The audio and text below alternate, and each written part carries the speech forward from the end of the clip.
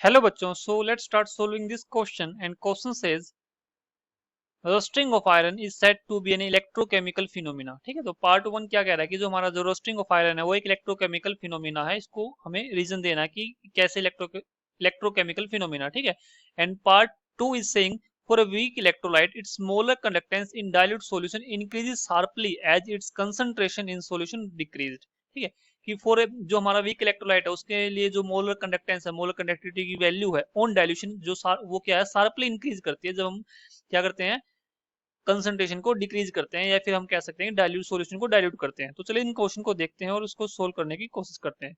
तो जो इन दोनों क्वेश्चन में हमारे पास जो की कॉन्सेप्ट रहेगा, हमारे पास की कॉन्सेप्ट रहेगा, देखो ये जो फर्स्ट पार्ट है, फर्स्ट पार्ट में हमारे पास क्या है, रस्टिंग ऑफ आयरन है। इसका मतलब कि यहाँ पे हमारे पास क्या लगेगा, बेसिकली दोनों क्वेश्चन किसके, इलेक्ट्रोकेमिस्ट्री के। ठीक है, तो यहाँ पे हमारे पास जो बेसिक कॉन्सेप्ट लगेंगे किसके, इलेक्ट्रोकेमिस्ट्री के।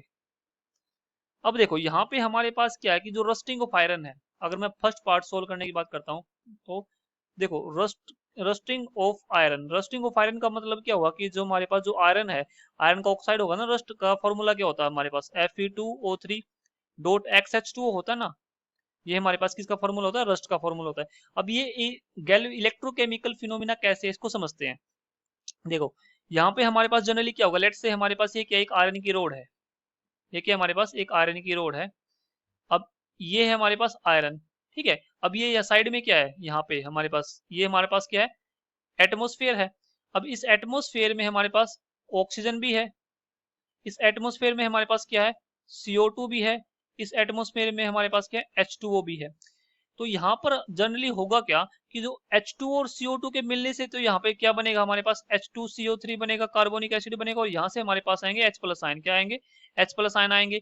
और ये जो ऑक्सीजन है ये यहाँ पे क्या करेगी, एक तरह से यहाँ पे इसकी रिडक्शन होगी। अब जनरली देखो यहाँ पे लेट से हमारे पास क्या होगा कि एनोड और कैथोड यहाँ पर रिएक्शन सेटअप हो जाएंगी। जनरली होगा क्या, जो एनोड होगी, एनोड पर क्या होगा, जो हमारे पास आयरन है जो कि सॉलिड फॉर्म में है, वो क्या करेगा, अपने दो इलेक्ट्रॉन को लूज कर देगा।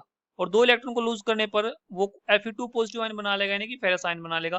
कैथोड पे क्या हो रहा होगा, यहाँ पे एनोड और कैथोड सेटअप हो जाएंगे, तो ऑक्सीजन रिड्यूस हो रही होगी, और वो यहाँ पे क्या बन रहा होगा, 4H पॉजिटिव, और ये 4 इलेक्ट्रॉन को लेके यहाँ पे 2 मोलिक्यूल ऑफ वाटर बन रहे होंगे। ठीक है, 2 मोलिक्यूल ऑफ वाटर बन रहे होंगे। अब देखो यहाँ पे जनरली जो नेट रिएक्शन हो रही होगी, नेट रिएक्शन क्या हो रही होगी, नेट रिएक्शन।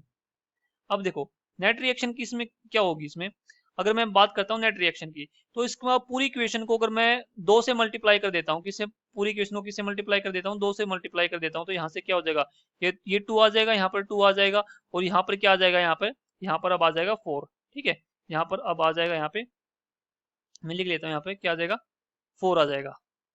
अब देखो इसको मैंने 2 से मल्टीप्लाई क्यों किया, क्योंकि देखो ये यहाँ से 4 मोल ऑफ जो इलेक्ट्रॉन है ये कैंसिल आउट हो जाएंगे, और यहाँ से नेट रिएक्शन लिखने में आसानी रहेगी। तो नेट रिएक्शन क्या होगी हमारे पास, 2Fe solid plus O2 plus 4H positive ions giving, यहाँ से क्या होगा, 2Fe2 पॉजिटिव, जो कि हमारे ये एक्वस फेज में है, प्लस में 2 मोलिक्यूल ऑफ वाटर। अब देखो यहाँ पर ये जनरली एनोड और कैथोड की रिएक्शन हुई, जो हमारी जो ये आयरन रोड थी ना, ये जो यहाँ पर हमने आयरन सोलिड लेके चले थे, ये किस में कन्वर्ट हो चुकी है, Fe2 पॉजिटिव में कन्वर्ट हो चुकी है, और साइड में देखो यहाँ पे वाटर भी है। अब ये जो Fe2 पॉजिटिव वाटर है ना, ये क्या करेंगे, जनरली ऑक्सीजन के साथ रिएक्शन करके यहाँ पे Fe2O3 का फॉर्मेशन कर लेंगे। तो होगा क्या, यहाँ पे कुछ इस तरह से रिएक्शन होगी कि जो हमारे पास Fe2 पॉजिटिव है ना, ये 2 पॉजिटिव और ये 2 मोलिक्यूल ऑफ वाटर है, तो यहाँ से हमारे पास क्या होगा, Fe2O3 बन जाएगा, Fe2O3 बन जाएगा सॉलिड, और यहाँ से ये 4 mole of H plus ion दोबारा लिबरेट हो जाएंगे। तो ये जो है ना, ये हमारा आयरन का एक तरह से आयरन का ऑक्साइड बन गया। ठीक है, अब इसके साथ जितने भी जो वाटर मोलिक्यूल है, वो वाटर मोलिक्यूल इसके साथ कंबाइन हो जाएंगे, तो यहाँ से Fe2O3 डॉट XH2O बनेगा। ठीक है, XH2O, और इसी को बोला जाता है, क्या बोला जाता है, इसी को बोला जाता है रस्ट। ठीक है, इसी को बोला जाता है रस्ट, या फिर बोल सकते हैं रस्टिंग ऑफ आयरन। आयरन क्या हो गया, रस्ट हो गया, यानी कि जो आयरन है किस में कन्वर्ट हो चुका, आयरन ऑक्साइड में कन्वर्ट हो चुका। तो यहाँ पे जनरली हुआ क्या, ये इलेक्ट्रोकेमिकल फिनोमिना है, क्योंकि यहाँ पे एनोडिक और कैथोडिक रिएक्शन हो रही है, एनोड पे भी रिएक्शन हो रही है, कैथोड पे भी रिएक्शन हो रही है, नेट रिएक्शन आ रही है। ठीक है, एक तरह से इलेक्ट्रोकेमिकल की रिएक्शन है। सो इसलिए हम कह सकते हैं कि जो रस्टिंग ऑफ आयरन है वो कैसा फिनोमिना है, एक इलेक्ट्रोकेमिकल फिनोमिना है। ठीक है, तो चलिए अब सेकंड पार्ट की तरफ मूव करते हैं। जो हमारा सेकंड पार्ट है, सेकंड पार्ट क्या बोल रहा है, सेकंड पार्ट ये बोल रहा है कि जो वीक इलेक्ट्रोलाइट है उसके लिए हमारे पास जो मोलर कंडक्टेंस है वो डाइल्यूट सॉल्यूशन में शार्पली इंक्रीज करती है। ठीक है, तो यहाँ से अगर मैं बोलूँ, देखो इसको ग्राफ से अच्छे से एक्सप्लेन कर सकते हैं। अगर मैं ग्राफ बनाता हूँ किसके बीच में, किसके बीच में ग्राफ बनाता हूँ, मोलर कंडक्टेंस के बीच में, यानी कि मोलर कंडक्टिविटी के बीच में और square root of the concentration के बीच में। तो ग्राफ हमारा कुछ इस तरह से आता है, ठीक है।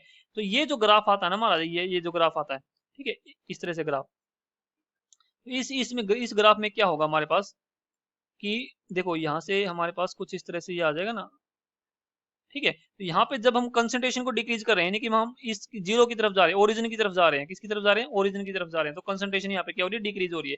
जब मैं कंसंट्रेशन को डिक्रीज करता हूँ तो उस कंडीशन पे क्या होगा मेरे पास कि जो मेरी मोलर कंडक्टिविटी है, देखो यहाँ से जब यहाँ से मैं जा रहा हूँ तो ये पॉइंट है, ये यहाँ से यहाँ तक ये शार्पली इंक्रीज हो रही है। सो यहाँ पे मैं देख सकता हूँ कि dilution on dilution on dilution क्या हो रहा है, molar conductance increases sharply.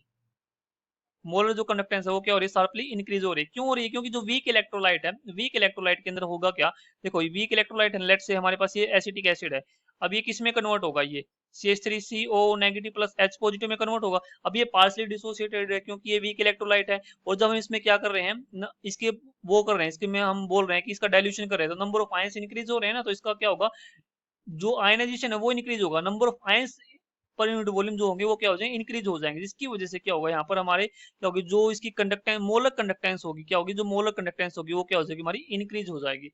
So I hope you understood very well, thank you, best of luck.